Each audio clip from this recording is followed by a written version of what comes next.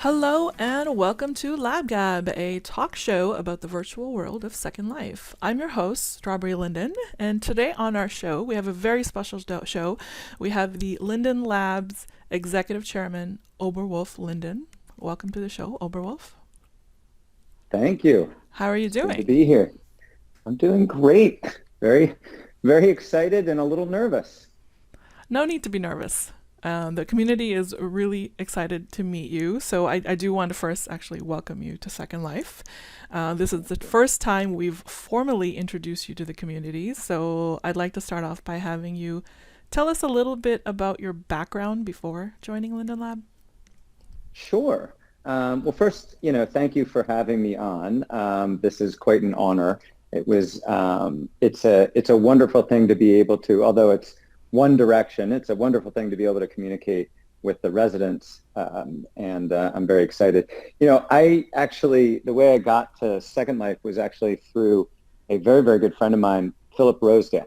Some Oh, of you may yes. know that name. So Philip and I have been friends for a decade. His wife is my closest friend, and he is one of my closest friends, and we've just known each other for years and years.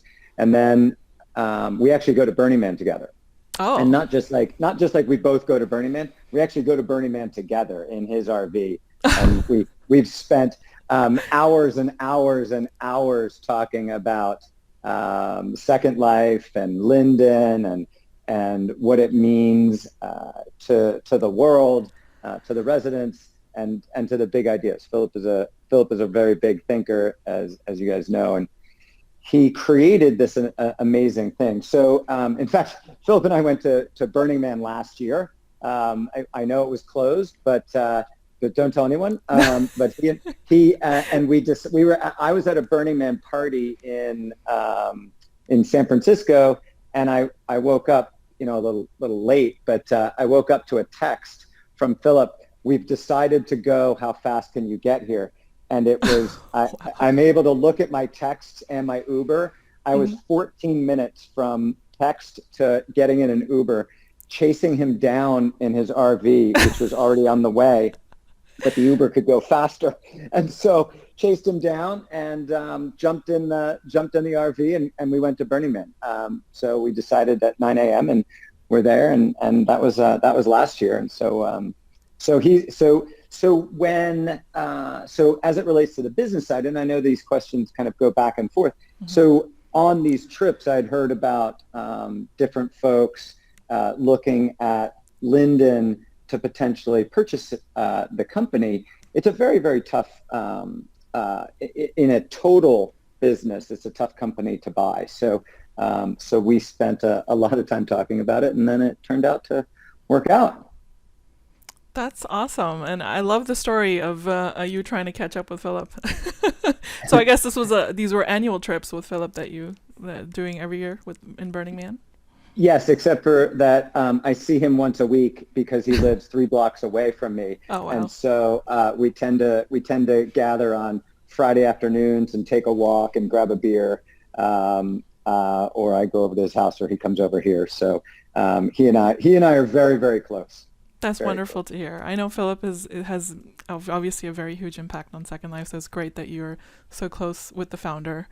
Um, He probably has a larger impact now because I listen to everything he says. oh So, wow, and talk to him once a week and tell him what's going on. So he's behind the scenes. He's an advisor to me and the company, and he's got a lot to do with it without being completely front and center. that's wonderful to hear. Really, I know the community is probably really happy to hear that. So it has been a difficult month for many of us at Linden Lab with the passing of our CEO, Abe. May he rest in peace. Can you say a few words about your experiences with Abe and his passion for Second Life? Sure. I mean, losing Ebe created a void in so many people's hearts. Those who met him in person, and I'm sure a lot of the residents. Yeah. This was not an easy thing. He's been part of the company, and he's been part of Second Life, more than just part of the company. He's been part of Second Life. Anybody who who touched him in any way knows that he was kind and smart, dedicated, fiercely loyal, independent in thought, and Second Life was near and dear. It was, so when you think about people that you meet, you have friends and acquaintances, and you work with people, and life brings family. But it's rare that you get an opportunity to meet someone that you respect in a business sense, that you emulate. You want to be like them. He was larger than life to me going through this, and also just he's just so personal. What always struck me during the conversations that I had was his sense of inclusion. And that was sincere. That wasn't it wasn't a business tool. It wasn't something he read in the book. It was who he was. And so that's what makes this so hard, is because his presence was felt by everyone. And I don't think that's going to change. So there's possibly the feeling that when you lose someone, they're out of your life, and they sort of live on in memories. But in this case, because of the uniqueness of Second Life, in so many ways, Ebe is going to live on in world and for real. Like as I've worked with the company, I've started to understand that even this concept of in real life, I don't even use that concept anymore when I'm talking to people, because why is Second Life not real? It's absolutely real, right? It is absolutely real. So Ebe will still be real in that situation, and his impact doesn't go away. A true leader, a true visionary, a true creator, they don't have to be there for that creation, not just to live on, but to continually change and get better. That ethos doesn't go away when the person goes away. And so I think that's really what we can do in that sense. And of course it was a great loss, but hopefully we can continue that legacy. Absolutely. Ebe was wonderful, and he's definitely left an impact on the whole community, as we can see from the outpouring. So for my next question, I feel like you've already answered it, but I'm going to ask it anyways. So what was it that led you to acquire Second Life and Linden Lab? And how did you hear about SL, and what interests you about our community and the platform? Well, I'll try to not make it boring. So I'll just ask, if you ask the same question twice, I'll just answer it differently. Or I'll just answer the question I want to answer. So the acquisition, when you buy a company, you look at it in different ways. So it would be silly to not think about the financial aspect. So that wouldn't make sense to ignore it and pretend that that's not part of it. But there's lots of things that we don't really think about in the financial aspect, but we do for enjoyment, such as having children. And in a lot of ways, this is part of people's lives and families. So what really was interesting is who the purchasers are and what their desires are. So there's a big difference between being owned by a venture capitalist, by a PE firm, by another company, or by individuals. Those are very different outcome desire things. So when a venture capitalist owns you, they want to pump money in for a huge potential return and are completely willing to fail 9 times out of 10. And so that's a very, a PE firm comes in and tries to cut expenses and make changes so that they can turn around and sell it. A company wants to invest, but probably changes the culture, plays it too safe.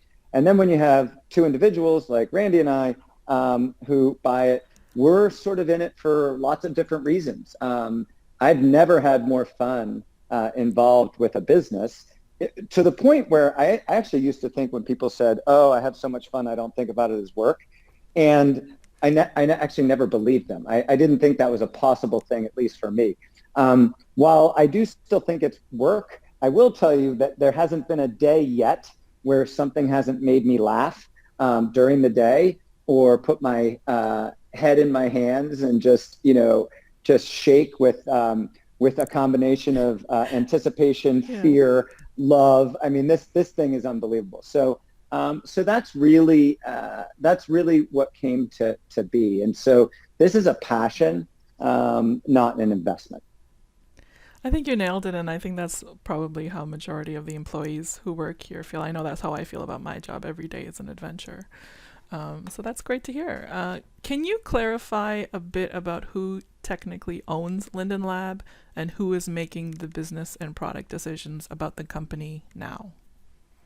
Sure. So you actually just asked about 52 different questions. Okay. So let me give you different answers to the questions, not because one's right and one's wrong or because I'm trying to mislead, but because there's actually very different answers. So when you use the word technically, the first answer is, well, there's an LLC that technically owns it. That LLC has a couple of partners. I'm one, Randy's one. And so that's who technically owns it. Now, Randy comes with a wealth of financial acumen and experience, which is very good for Second Life and Tilia.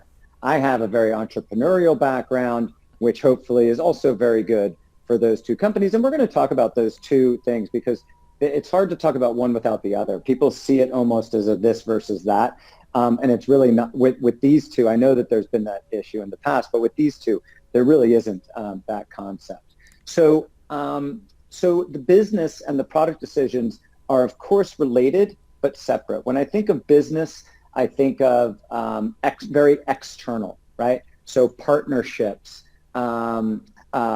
press, marketing, things like that. Those are the business decisions. And what they have to do is they have to be consistent with the goals of the company, and those goals have to be consistent with the values of the company, and those values have to be consistent both in world and out of world. So that's the way I look at the business decisions. And so, and I'll kind of get to sort of where that leads. And then on the product decision, we have a thing called the Office of Second Life, and that's who leads Second Life. It's currently 3 longtime Lindens, Grumpity, Patch, and Brett. Of course, you've got the rest of our team that is involved, our CFO, Aston, and others. And when you think about those two things, on the business side, ultimately, the saying is you need one throat to choke. And that means that when things go well, everybody had a part in it. When things go poorly, that will fall on my shoulders. So in that sense, I guess I am one of the deciders. And on the product sense, I'm consulted on really big things, and I'm part of the brainstorming team. But ultimately, on both of these, and this is the key, on both of these, the business side and the product side, the actual decision makers are the residents. Nothing that I do, nothing that the Office of Second Life does, nothing that we do works if the residents don't accept it.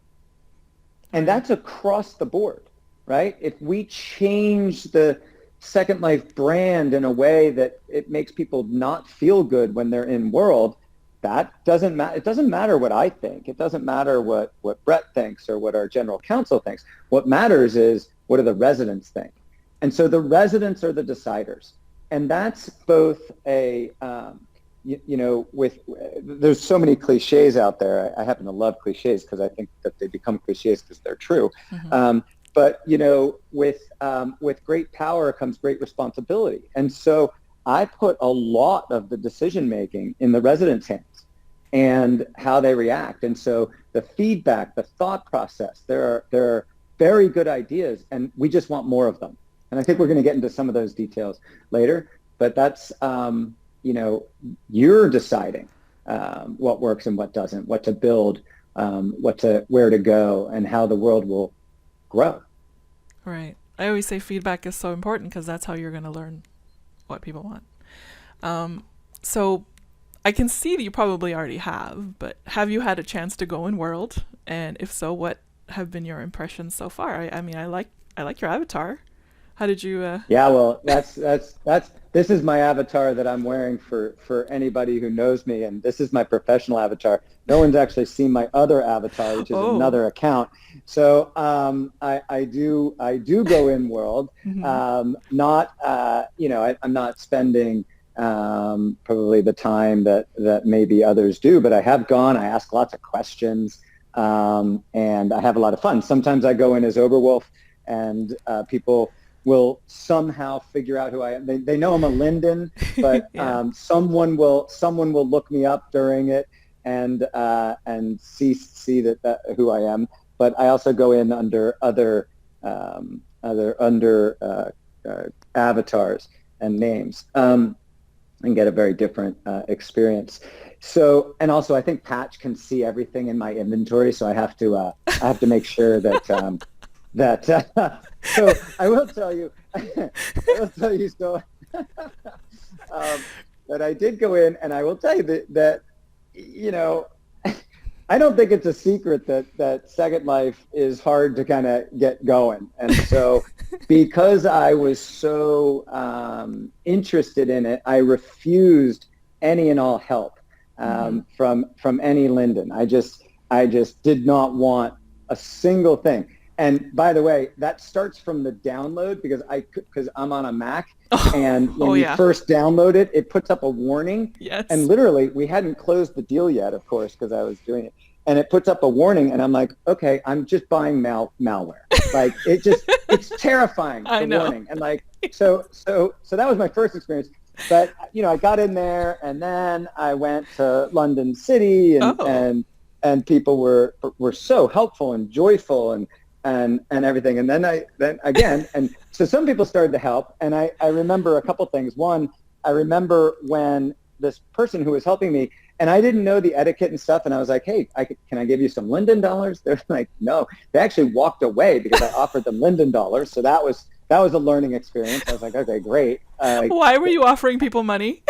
Because they were being so helpful. That's And I was hilarious. like, oh, well, what can I give you? The only thing I know to give. But then this other person came over to me, and they're like, do you know that you're wearing 13 jackets? I'm Oh. like, nope, didn't know that. So, and of course, I can't even tell. And I'm like, how do you know that I'm wearing 13 jackets? And he laughs and everything.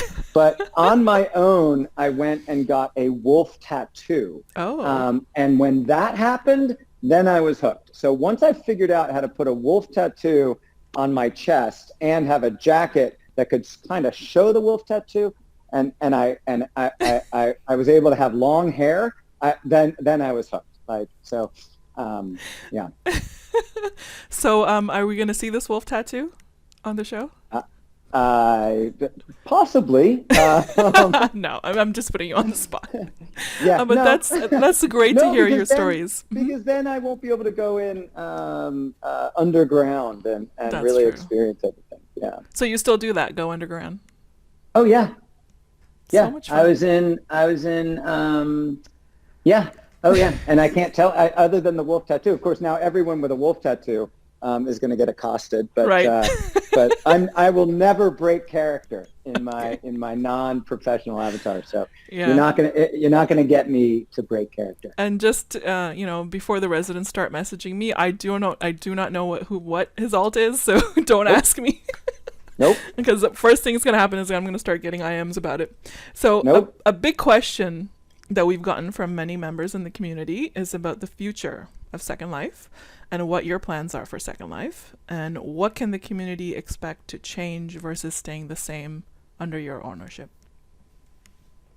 So one thing the community can expect is that the community is going to be part of the answer. Right. So I just don't see it as me coming in, making a whole bunch of changes, and the community deciding whether to accept them or not. What I want is the community to be part of our success. So much more than what should they expect.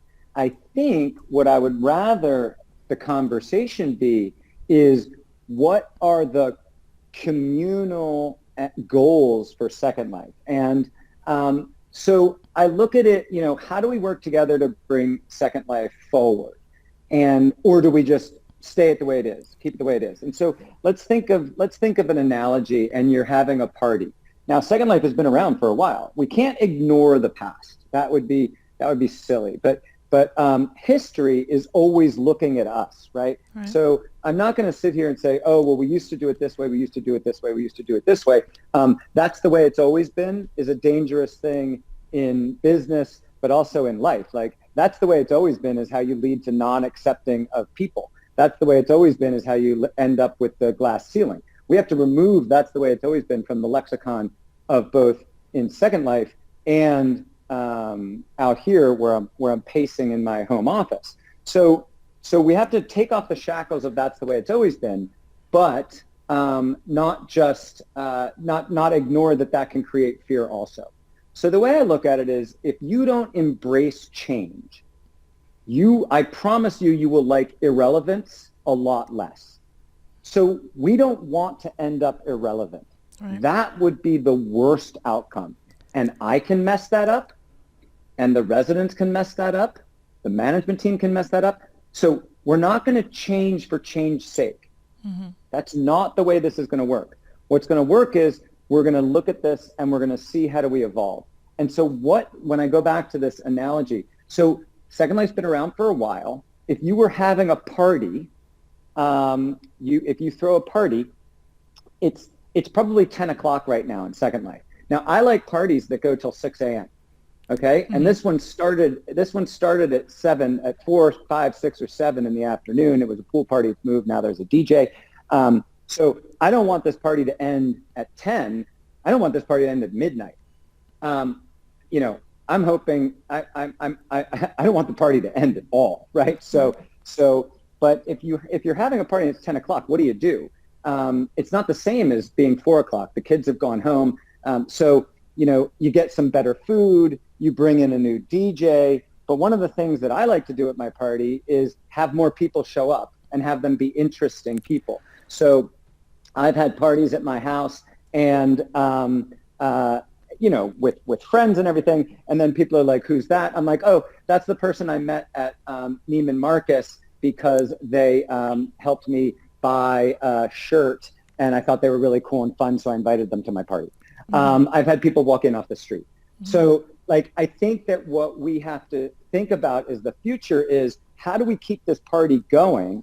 And one of the ways to do that is to bring in a whole bunch of new, interesting people, have some change and better music, give people the place to go, and do all that. That's all about growth.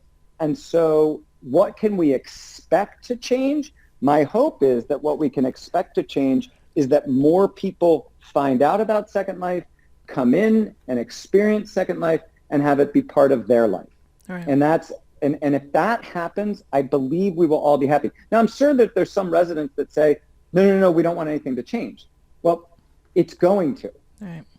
We can't stop that. People are going to join, people are going to leave, things are going to happen, technology changes. And so what do we do? Well, what was the first thing that happened when my group took over? The first thing that happened was we put into place, now this, by the way, this has been working on for years. I didn't come up with this idea, but AWS, we shifted over to AWS. Right. Why is that important? That was only done for the residents.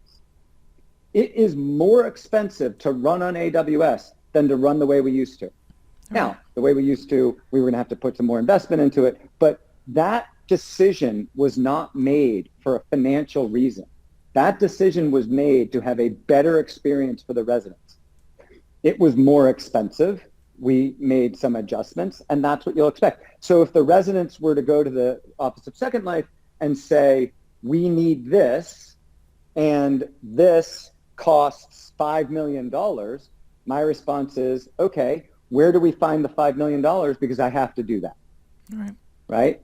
That's how that, and so where can the residents help? And the number one thing that I think residents could help with is to continue to give us the ideas to bring in more residents and make them stay. Because if we were to do that, you'll meet new people, you'll create new relationships, and let's face it, that's really what Second Life is about. It's not a game, as you guys well know.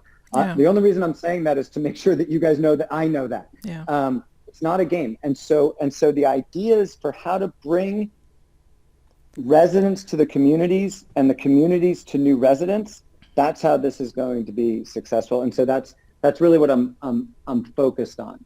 We actually have internal pillars that we think about when we look at decisions. Literally, the decisions that we make internally. It's what's going to bring in more residents, what's going to make current residents happier, what leads to more engagement, and the fourth one is what makes Lindens happier, because I want happy people working on things, because then it's going to be a better experience. If I have unhappy people in the company working on things for the community, that's not going to work out. And those are the 4 pillars for Second Life. So if that's the way we look at it, then that's the way the residents should look at it. And anybody who can help us with those that's fantastic. It'll make a better experience for you. I love that about the pillars, that you guys have that. So with all that being said, how do you envision Second Life in 5 years? So we're actually going through that process right now. What's interesting when you do it is, if you think of Second Life as a country, there's actually a lot of analog to that. When you think of a country, it's got natural borders. Second Life is very similar. It has a certain number of islands, and when you think about you have infrastructure in a company. That's what we build as Lindens. We build infrastructure. We build the ability for people to interact. You have a rule of law in a society, and that's to protect the weak. It's not just so you can sue people. It's to protect the weak, and the rule of law actually allows people to expand. So while Second Life, and one of the most attractive things is, it's a very libertarian, it's a very open, do whatever you want community. Right. There are very specific rules around how you can speak to someone and what you're allowed to do at the far edge cases that make it so wonderful. And then you need a financial system.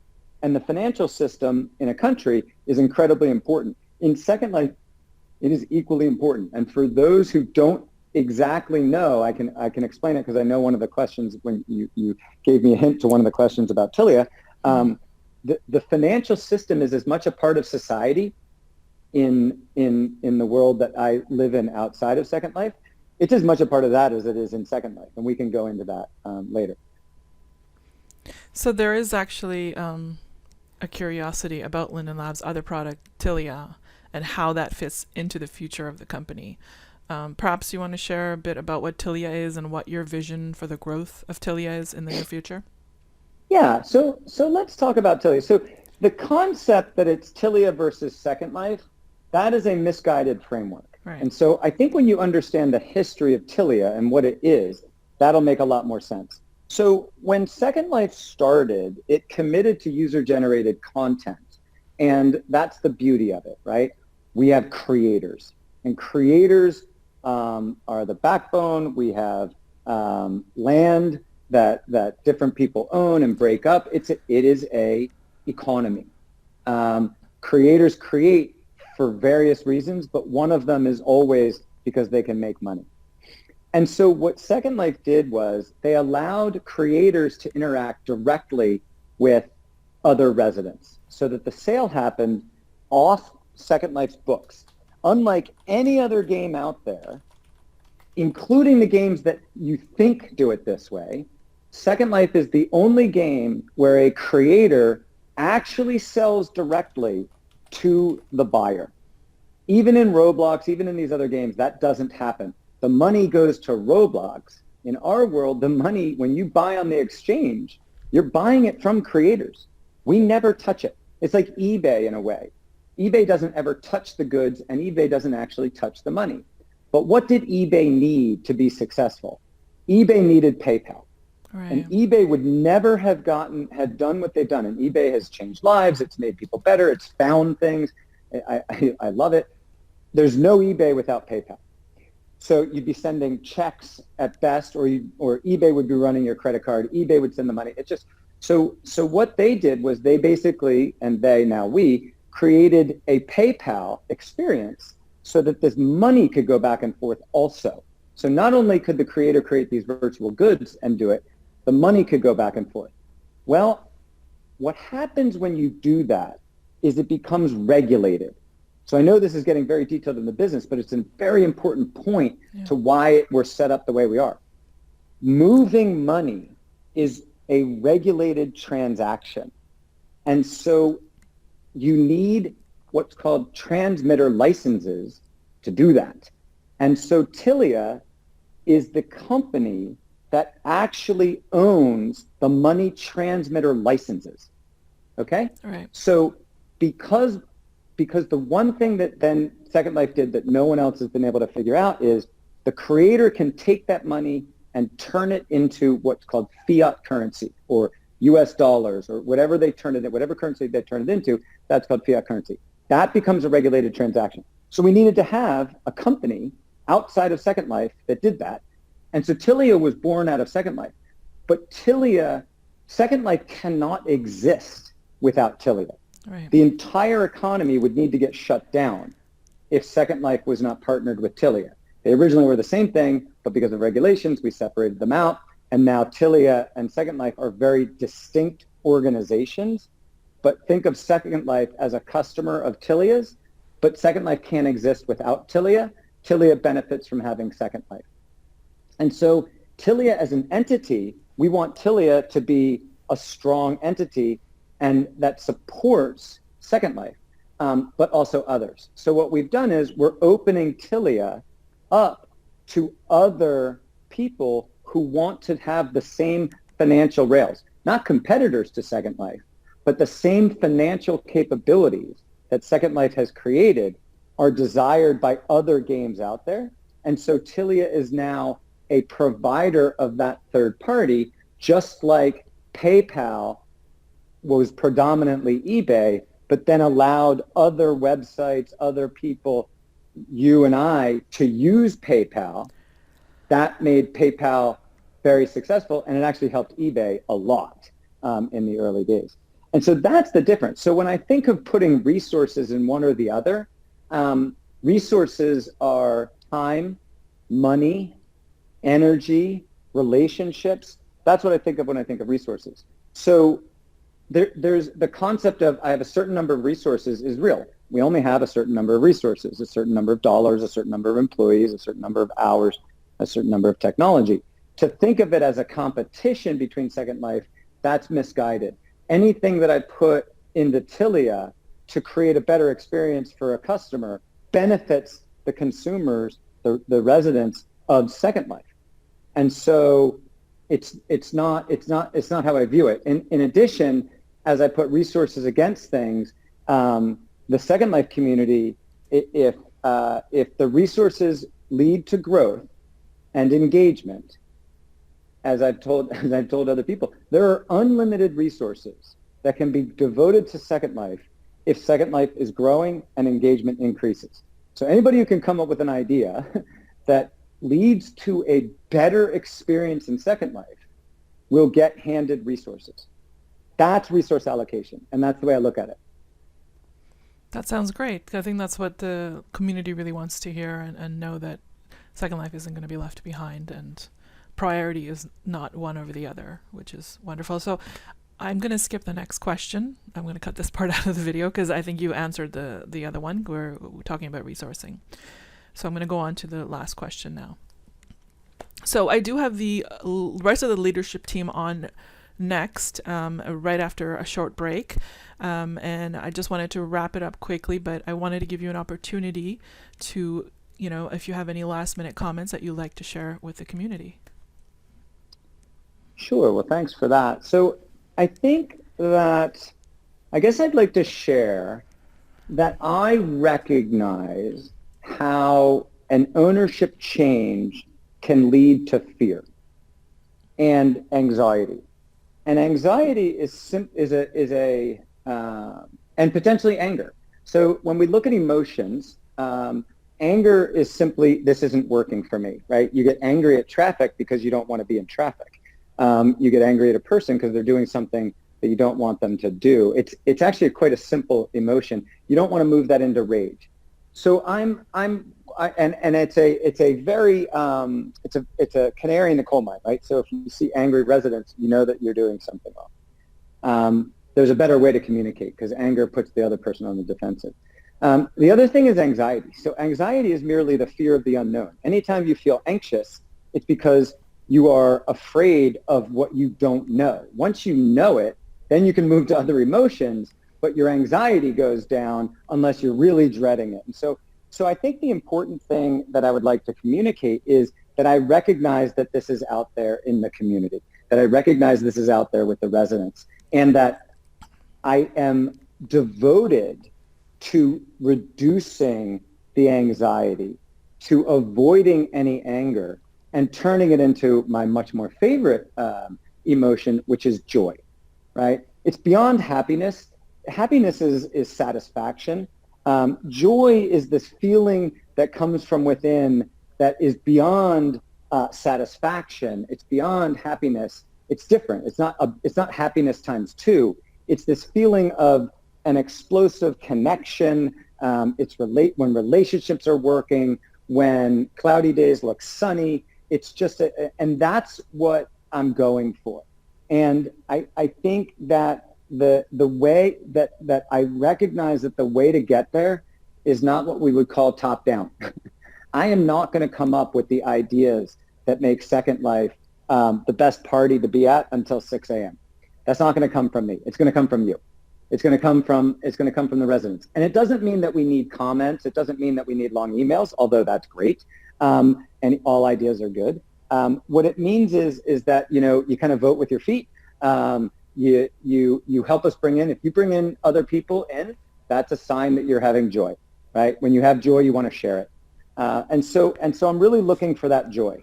And any way we can get there, I will push forward for that. And so I hope that's kind of where you were, what would be helpful for people to know. And it goes for our employees. It goes for the press out there. Like, we just want joy. We just want those relationships. We crave it. It's an interesting thing that in a time where we should all be coming together with COVID, and we should all be coming together, and the only thing that's saving us from COVID is by staying apart. Right? I mean, that's just this awful irony of the whole thing. But where can people come together? Second Life. Yeah. It is the best place for people to come together. And so to find joy in this awful pandemic, to find joy in this world, Second Life is the answer. Right. And that's a beautiful thing. Well, thank you, Oberwolf. I really appreciate. I know you're really busy and you have a lot on your schedule, but I appreciate you coming on the show and talking to the community and me. You definitely brought me joy, and I'm sure you're going to bring the community joy after they hear everything you have to say. So thank you again, and we will be right back after this break with the rest of the leadership team. Thank you, everyone. If you're traveling beyond this life, where the weight of tradition cannot follow,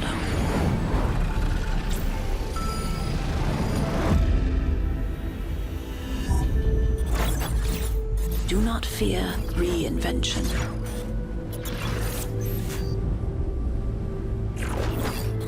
The design is your liberation. Between the planes where our dreams are built, where the mind reigns and the light bends, and the children of creation dance in time. If you're traveling beyond this life, you are not alone. We are waiting. And we are back now with the rest of the leadership team. We have with us our VP of Product, Grumpity Linden. Hi, Grumpity. Hello. And we have our VP of Product Operations, Patch Linden. Hi, Patch. Hi there. And of course, we have our VP of Marketing, Brett Linden. Hi, Brett. Hello. Welcome to the show, guys. I've actually had you guys on LabGab before, so I'm really happy to have you back. I was just speaking to Oberwolf, and as I said earlier in the show to him, it's been a difficult month for many of us at Linden Lab because of the passing of our CEO, Ebe. Before we get into the discussion and all the questions from the community, I wanted to give each of you a moment to say a few words about him and what it was like working with him all these years. So Grumpity, why don't you go first? Thank you, Strawberry. It has, and it's been a difficult and interesting time reflecting on Ebe's legacy in Second Life. It was really heartwarming to see the outpouring of both grief and appreciation from the community, from people who in almost any other situation, it would be strange to have people who are just customers of a company to feel so strongly about a CEO's passing. Mm-hmm. But Second Life is no ordinary product, and Ebe was certainly no ordinary CEO. His legacy of openness and of taking people seriously and of just this spirit of communication certainly continues to live on, and his mentorship hopefully will be reflected in us being better leaders as well. Yes, absolutely, I agree. How about you, Patch?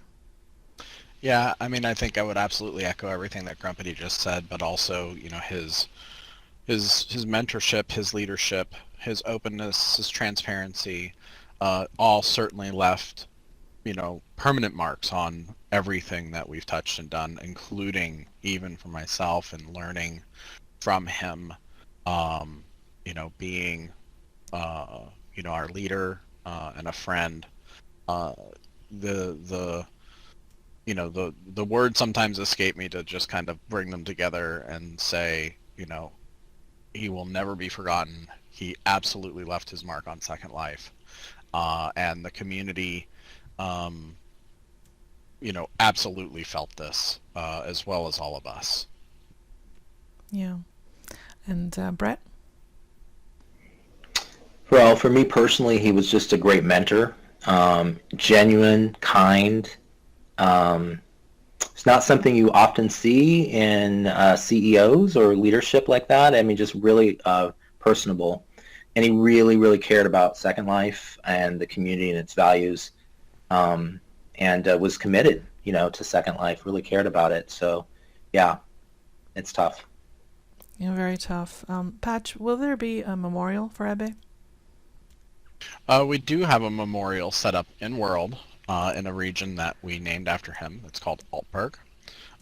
We crafted a bronze statue of his avatar's likeness and have placed it in a very nice, beautiful setting that the team worked on, and it is open for anyone to go and visit should they desire.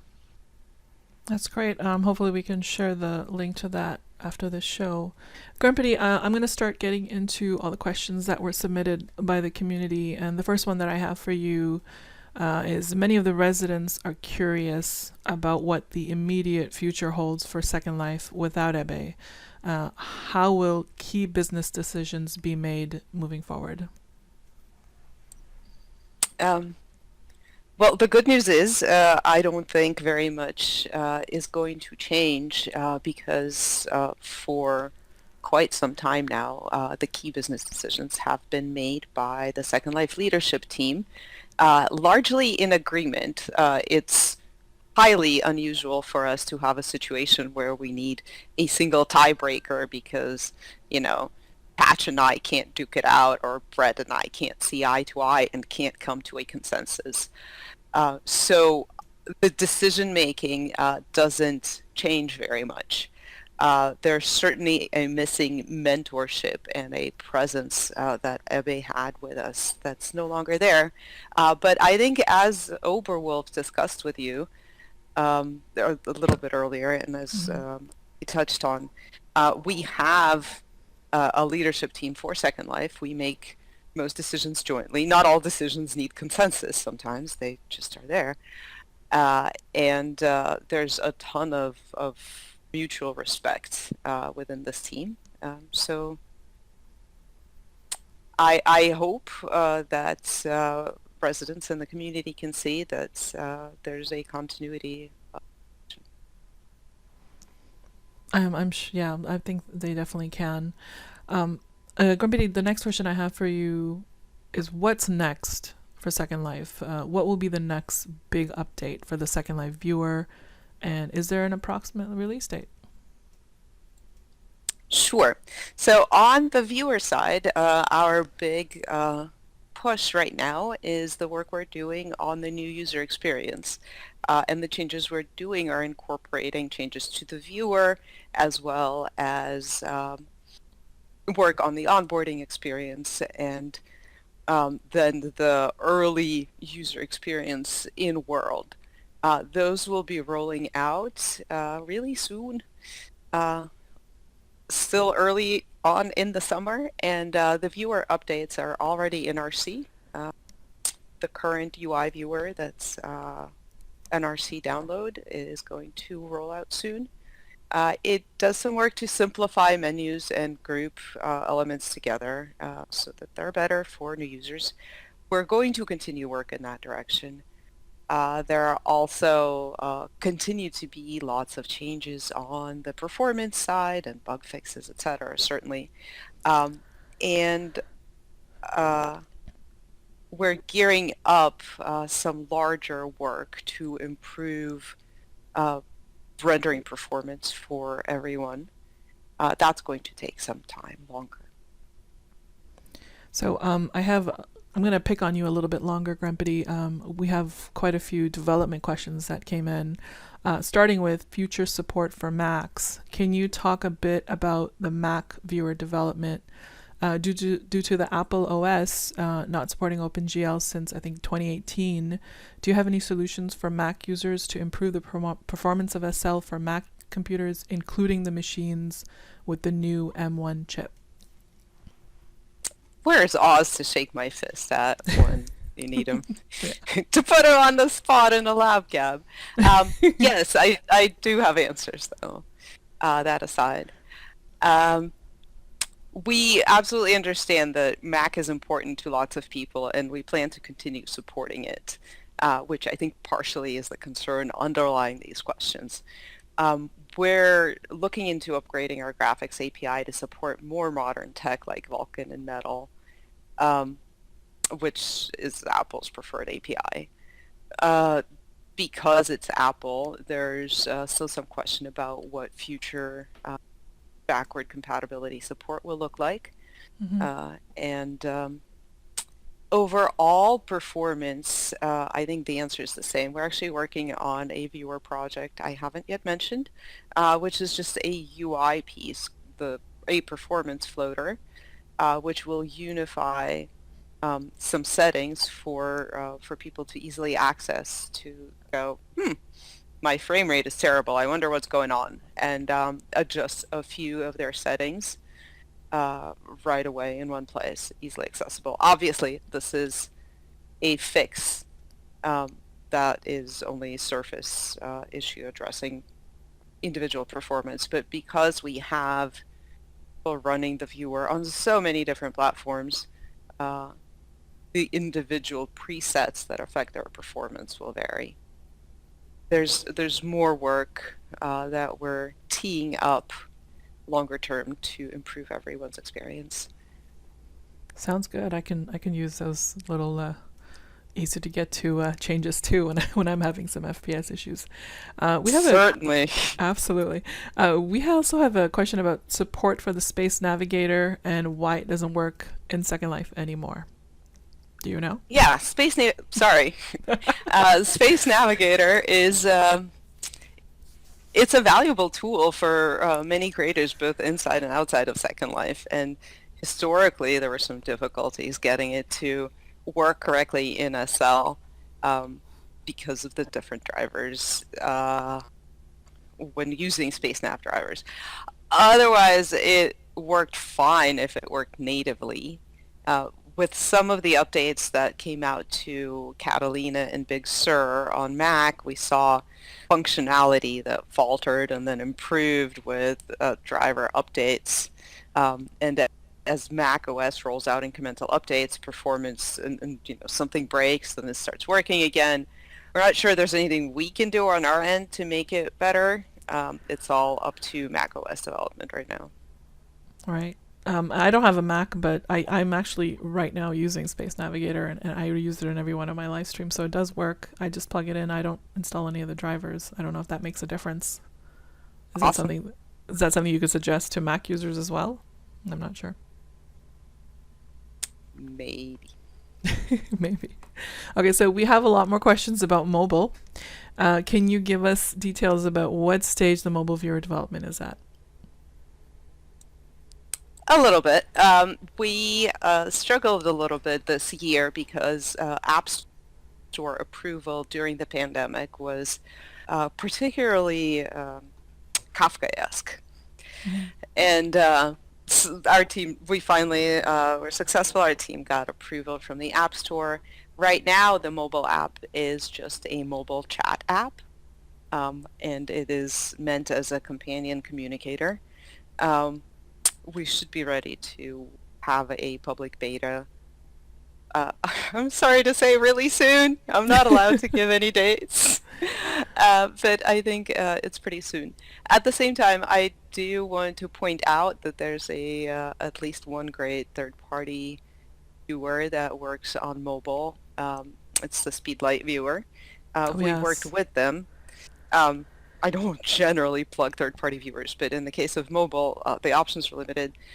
We worked with them. They do good work, and I think they deserve a lot of credit for the functionality they've developed. Well, that's good to know, because I know a lot of people are curious about mobile viewers, so we'll definitely, maybe we can link to the third-party wiki page for people that are curious in researching that. Patch, I have a question for you about premium. First off, since premium is at $99 a year, will the stipends increase?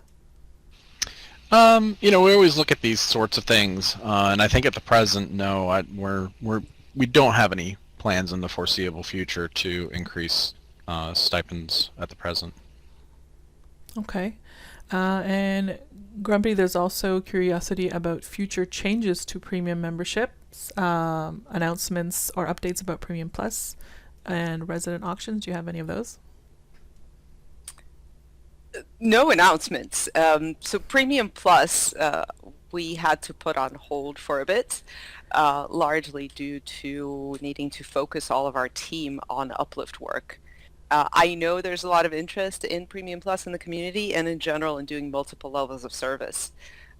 During the start of the pandemic, Frank felt it would be really tone deaf to roll out a luxury product offering of that sort. Right. So that was also another reason we kind of put it on hold. Right now, we're focusing on having the team that we need to complete this doing some other work. We're going to come back to it. It will still, multiple levels of service is certainly still on the plan. As for resident auctions, less so. It seems like there just wasn't the level of interest from the community to justify working out all of the problems that we discovered with it. So for now, resident auctions is in the back filing cabinet. We may come back to it at some point in the future, but I wouldn't bet on it. Okay.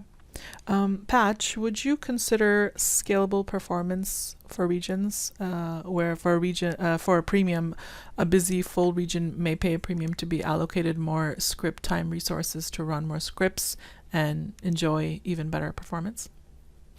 That's actually a great timely question. Now that we have come through our transition to AWS, it is something or something similar to that we are looking at doing. I don't have a lot of details yet, but it is something that's on the table and or the roadmap. Maybe not exactly to that, but I do think that there may be something we can start to look at doing with leveraging our new infrastructure to better benefit better running regions and such under conditions like hosting events and such like that. So probably have some more information on that soon. Sounds interesting. So Grumpity, are there any plans to raise the group limit as well as the ability to send messages to groups with more than 5,000 members? In a perfect world, we already would have raised group limits, and in general, opened up as many of the caps we have in place as possible. The requirement for that, of course, is for us to be able to do it without impacting performance. So once we feel that we're able to do that, we certainly will. The group limits are not in place for any nefarious reasons to ruin people's enjoyment of Second Life. It's only a cap so that we don't cripple the performance of groups. Okay. And Patch, I have a few land-related questions for you. Are there any plans to allow homesteads to be purchased without having to purchase a region? We get this question from time to time also. It is something that I like with everything else. I always kind of keep it on my mind. I consider it whenever I kind of look broadly across all of our land product offerings. It comes up frequently as a could we do it? Should we do it? I think that at some point there may be a time in which we could consider it. I don't know if that time is now. Okay. Well, that's good to know because I actually get that question on the socials a lot too. Some residents feel that their tier prices are stifling the growth and creativity of Second Life. Are you planning to revisit this issue and reduce tier prices in the future, Grumpity or Patch? And like the other question, it is something that we constantly have in mind. And, as you'd seen in the past, and as we had done so over the past couple of years, we do look at the land tier pricing situation, and we do make adjustments, and we see, favorable results out of the changes that we've made. And so, as is with most of these things, when we are thinking about current market conditions and the economics within Second Life, it's something that we keep an eye on. And while I'm not going to commit to, we're going to reduce land by this amount by this date today, at some point I do think it's going to be right for us to again move on land pricing and such, and to look at what we can do to lower it. I just wanted to jump in and add that as we do these moves, we're very careful because we both want to make impactful changes, but only to have a positive impact on the ecosystem. So the first couple of times when we were doing land price moves, I lost some sleep. I think Patch lost some sleep. It was tough because we weren't sure what knock-on effects these changes would have. And so we cautiously put them in place, and we watched the effects throughout the economy. And then we made further moves, started with mainland, then moved to private estates, for example. And similarly, future moves that we make, we're going to make pretty cautiously to preserve the economy in a healthy state. Yeah, makes sense. Mm-hmm. Yeah, when we make these moves, right, and to Grumpity's point, it does sometimes take a long time for us to watch the effect that it's had on the economy. Months and months, typically. So it's not the type of thing that, we make it today, we can make another one tomorrow. There has to be a lot of time that passes in between to really grasp what's changed. Okay. So I do have some more land questions for you, Patch. Do you anticipate a time where we may get larger regions to work with instead of it being 256 by 256? I actually love this question, and I am always the optimist when it comes to these sorts of questions, I think, but this is actually something that we looked at not too long ago. Again, our move to AWS, what can we do? And we had an engineer developer who actually spent time on seeing how we could potentially do something like this. And, the reality, I think, is in our current infrastructure, architecture setup, etc., on how regions are basically embedded throughout everything in Second Life, and the basis of the construct being that size, it's pretty unlikely we may be able to do something like, expand that region envelope beyond those borders. I think we can do other things with border crossings themselves and such, of course, to continue to optimize, tune, and perform them so that it becomes even more seamless as time goes on.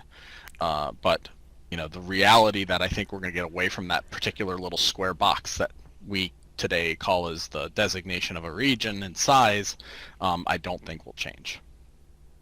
Well, it does sound exciting, the other parts of that.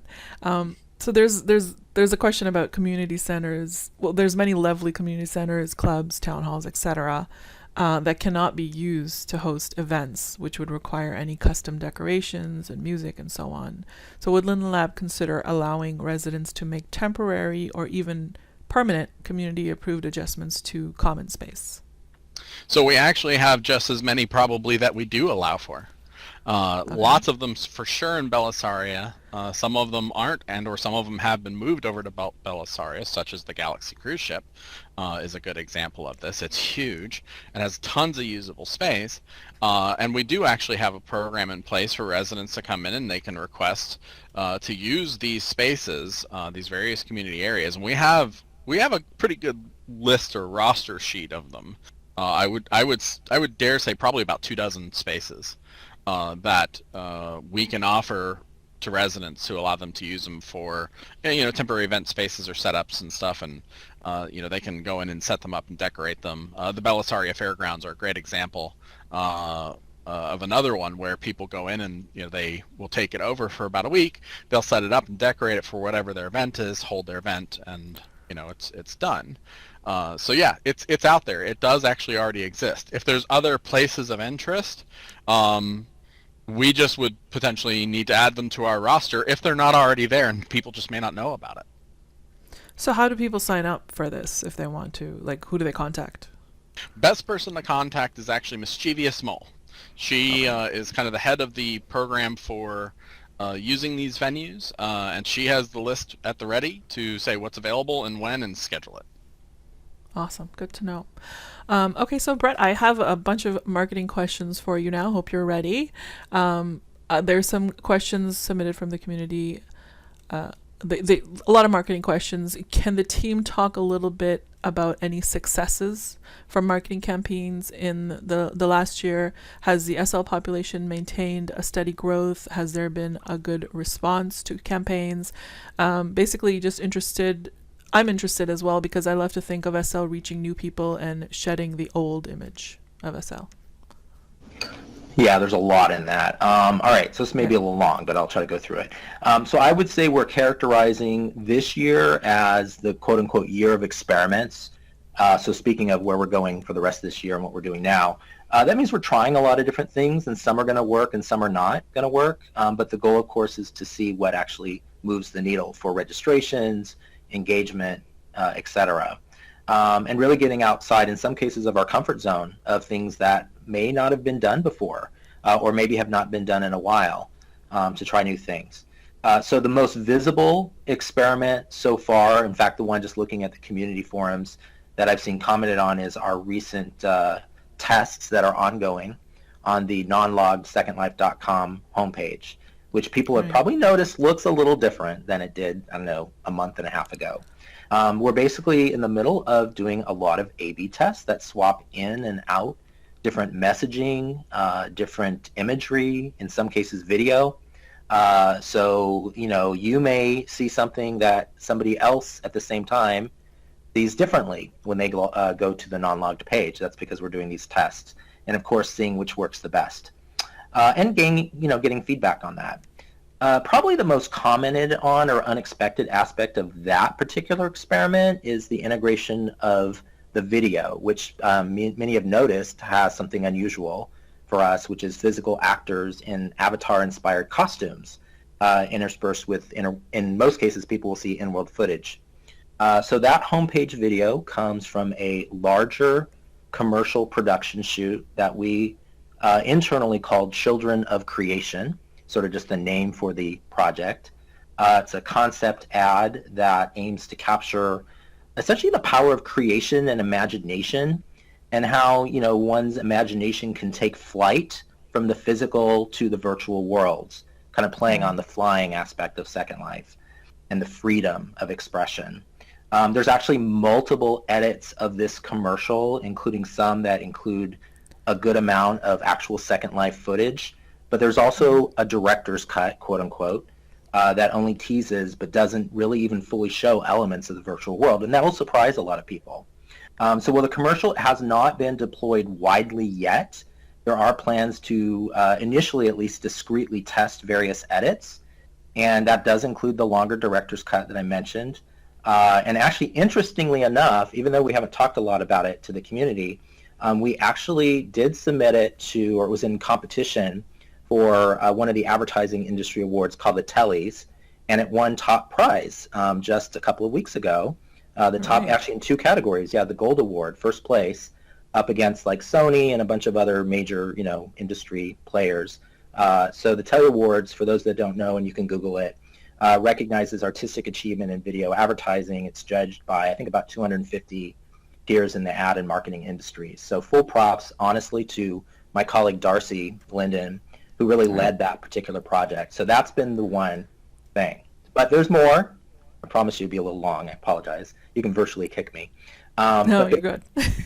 But that's one there's been a lot of curiosity and comments on, so just sort of to demystify that.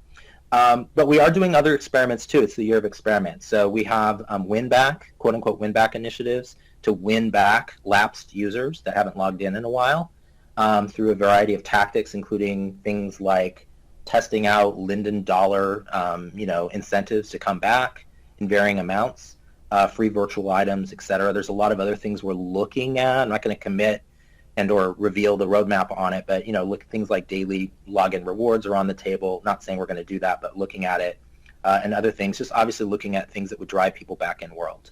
We're already experimenting with marquee content partnerships. I know I've talked about this before, but we did recently a small trial run with the NFL Alumni Association and an esports streaming service that was really kind of fun to reach new communities, to build and expand Second Life's audience. We just did, Patch and his team partnered with marketing, and we collaborated on this really awesome virtual cinema screening with the animation studio Titmouse. I hope people check that out. The venue is still there, although I think the virtual cinema part is gone. But we had even more partnerships like that are in the works, and you'll have some, or hear some announcements soon about it. And further down the line, you can just see more and more experiments. And then just to wrap up this question, because there was a lot in there, in the original question, you mentioned shedding the old image of Second Life, the quote-unquote old image. And I just want to say that that's really tricky for many, many reasons, because people love SL as is, and they really don't want us to stray from what is working. But we also do need to grow. I think Brad may even have talked about this last hour a little bit, about the challenges of staying true to the heart of SL, but also acknowledging that, we have to grow as well. So there's that balance that we're trying to do in the marketing side as well. It's definitely not unnoticed that there's a lot of interest right now in the media, in metaverses. So Second Life does want to stay true to its roots, but improve, so that we're mentioned in the same breath as other maybe newer metaverses that are out there as well. I mean, we're 18 years old, which is amazing, right? That we're still here. Someone referred to us, I think, as like the OG of virtual worlds, which really is kind of funny, I think, when I hear that. But it's true, though. We're the pioneer on so many fronts. And, I've been here a long time, and there's been a lot of hype waves of Second Life killers that have come and gone, one wave after the other, and we're still here. And why are we still here? I think for a lot of reasons, but one thing is the passion and loyalty to the community and its creations. We're just lucky, that it's been a great year for Second Life in a lot of our key metrics. There's always seasonal fluctuations, but we have good concurrency, a very, very healthy economy. I think we had a record number of creators cashing out earnings in the last calendar year. The pandemic has been horrible for everybody, but it's caused people to turn back to online entertainment and social outlets like Second Life. So we've had some good organic growth, but of course we've got to think ahead to the future when the world starts to open back up, and stay relevant for people. And as a result, we're changing some of our marketing spend allocations to reallocate a portion to more than just paid, but non-paid acquisition, and thinking about quality over quantity. So that's that. Yeah, I know the team has been really hard at work. A question came in from a resident. They're asking, how about including seniors in your target market audience as a new fountain of youth? Completely. I love that idea. I absolutely love that idea. We get a lot of people, actually, strangely enough, we get a lot of public comments about going younger. Oh my gosh, Roblox, you need to skew younger. And obviously that's a complicated thing for a lot of reasons. But I mean, obviously Roblox is doing really well. And but I do love the idea of thinking about the older population as well. Honestly, thinking about the Roblox generation, they're going to graduate at some point and look for something more sophisticated, a whole younger generation of people that are growing up on Roblox. Second Life doesn't seem so strange to them. They're going to be looking for something more sophisticated. So on that side of the age spectrum, there's a lot of opportunity. But to the question of older users, yes, Second Life is a place that values freedom of expression, of creativity and the authentic self, diversity of identity and thought, imagination and innovation. That appeals to all ages. But I think in particular, older individuals really will respect that sophistication. And appreciate the ability to explore places and meet new people freely, no matter what their physical limitations may be. And, SL allows anyone and all of us to be free, be our authentic selves, and in some cases, recapture the joys of youthfulness, playfulness, and exploration, that is just part of that innocence of youth. So yes, we are looking at the senior set, if you will, or older users, all age ranges as well, but I think there's some very interesting opportunities for partnerships specifically at that demographic, and I'm excited about what we're going to do. Sounds good. Is marketing will marketing do more to promote the mainland and the idea that SL is an actual world and not just a collection of destinations?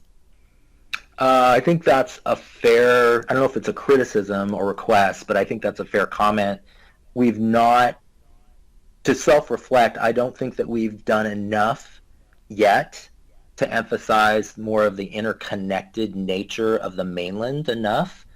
So I definitely hear that. I think for some people there's an appeal, not for everybody, but for some people there's an appeal in the neighborhood community dynamic. I'm sure to a great degree people love that about Linden Homes, for example.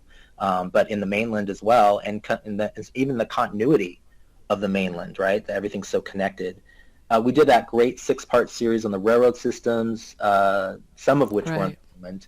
I'd love to do something else like that and looking at other aspects of the community and surfacing it, but I do think we need to do more. Sounds good. Patch, I have a question for you now. Will Linden Lab update the system body someday? I think that will come at some point.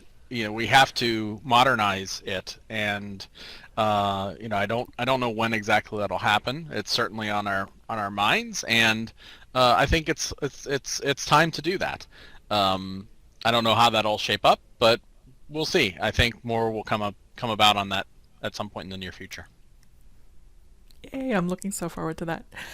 So we're currently celebrating our 18th birthday. Will Linden Lab be doing anything special for avatars when we turn 20? A gold pin. I thought it was supposed to be a watch. That?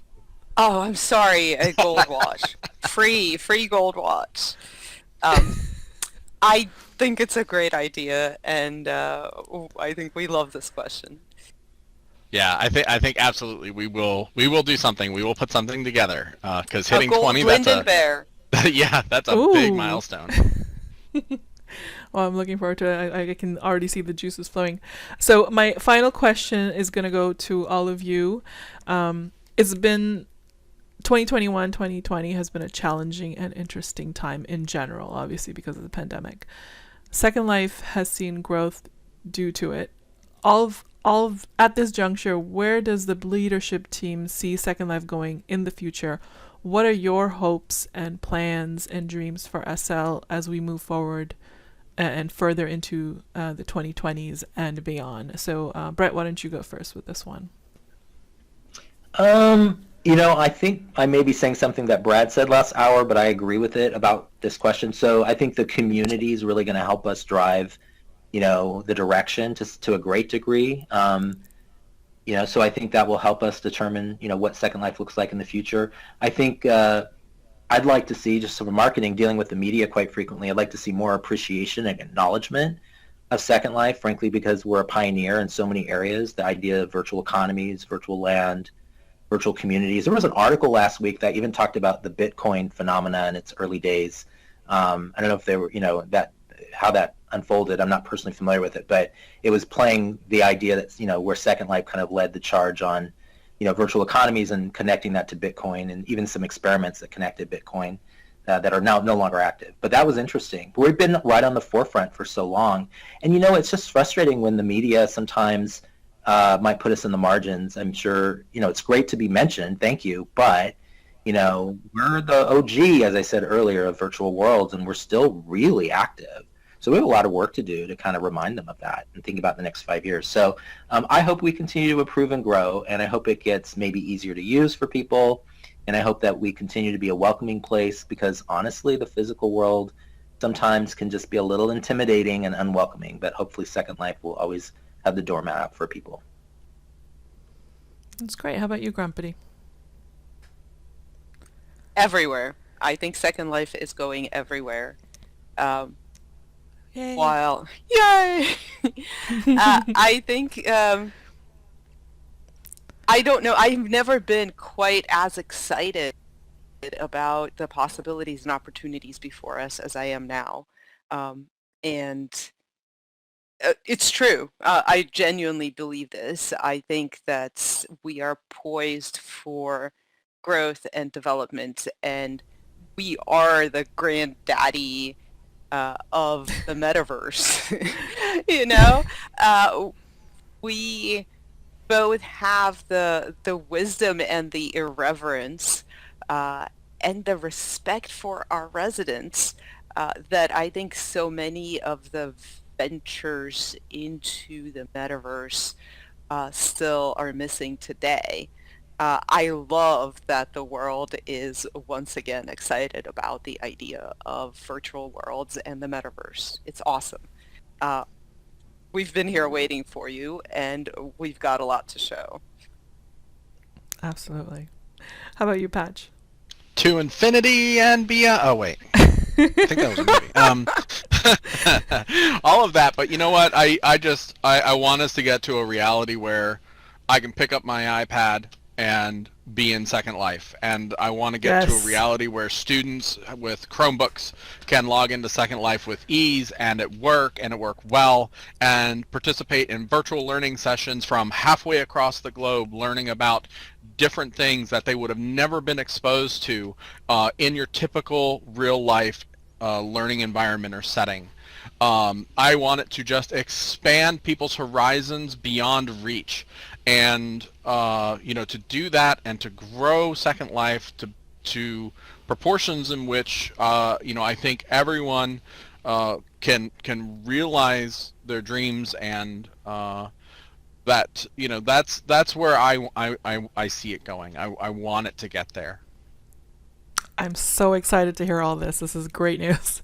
Here. I know, absolutely.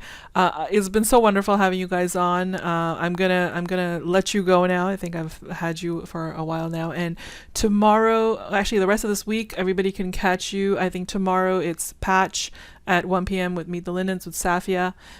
You can watch it at the SL18B Auditorium. Grumpity, you are on Wednesday, I believe, at 2 p.m. And Brett is on Thursday at 1. And then we have, of course, Meet the Moles, which is always fun. And that's going to be on Friday. So make sure to catch that. And thanks again, guys. Thanks for watching the show. And remember, stay safe, stay virtual. Bye, everyone. Thank you. Thank you. Bye. Thank you. Bye.